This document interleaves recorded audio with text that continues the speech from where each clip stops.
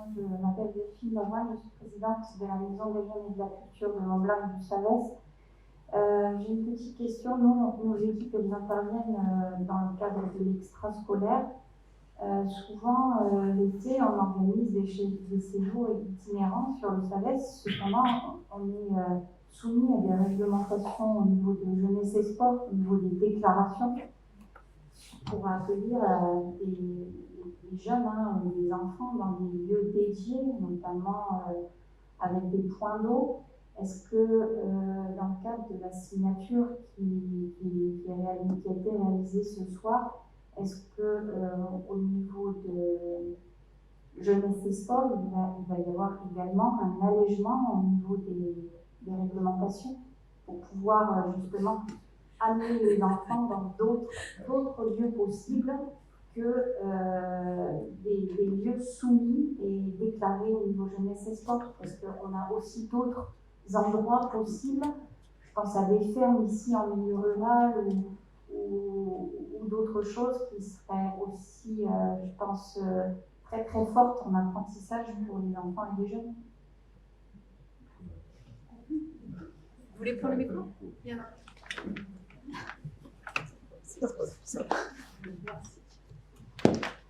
Alors effectivement, par rapport à la question, merci de me l'avoir posée.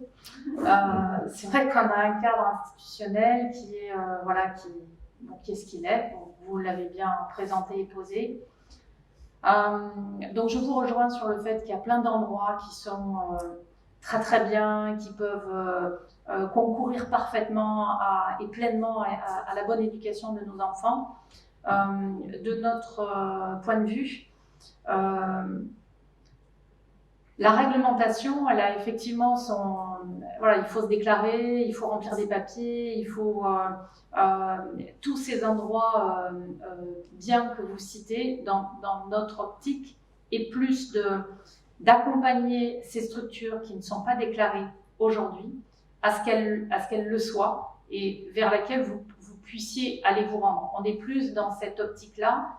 Dans le Gers, on a vraiment, avec l'ensemble des collègues, plutôt une approche d'accompagnement, donner des dérogations dès qu'on peut. On essaye vraiment d'aider les structures à faire en sorte que s'il n'y a pas la bonne qualification, on met en formation. Si la structure effectivement n'est pas forcément encore déclarée, d'accompagner pour la déclaration des locaux. Mais oui, vous avez raison, il y a un cadre réglementaire.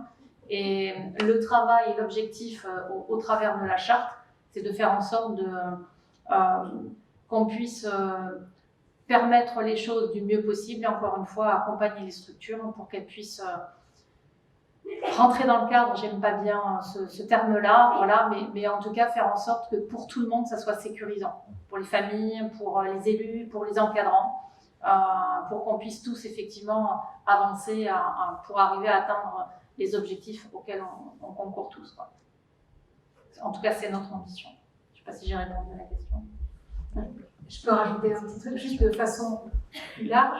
Je pense que effectivement, ce qui serait bien, c'est qu'après cette charte, après les choses qui évoluent, après une prise de conscience du grand public, il y a aussi une prise de conscience de ce besoin de nature qui soit aussi au niveau institutionnel et que les normes et les réglementations changent en prenant aussi en compte ce besoin de nature, ce besoin d'apprentissage de gestion du risque, et donc de ne pas avoir toujours cet objectif de risque zéro, qui est un risque qui est illusoire et qui n'existe pas, et qui est une poursuite qui est dangereuse en fait.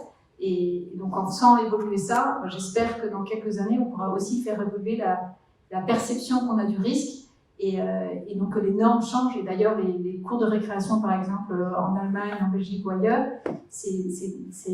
l'Allemagne, ça fait partie de l'Europe, on a les mêmes normes de sécurité. Donc en fait, ces cours qui nous paraissent complètement hallucinantes, en fait, c'est tout à fait possible de les faire aussi en France et ça respecte les normes européennes. Donc ça peut aussi évoluer, j'espère que ça va évoluer